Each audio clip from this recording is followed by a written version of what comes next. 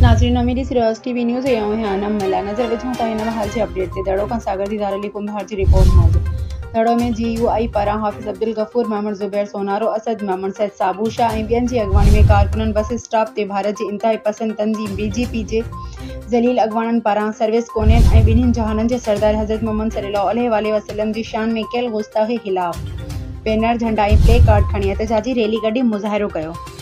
उन मौके ते GUI अगवानन खिताब कंदे चयो त भारत की इंतहाई पसंद तंजीम BJP बिन्हीं जहानन के सरदार आका करीम सल्लल्लाहु अलैहि वसल्लम की शान में गुस्ताखी करे दुनिया के समूरन मुसलमानन की ईमान और अक़ीदत ते हमलो कयो आहे।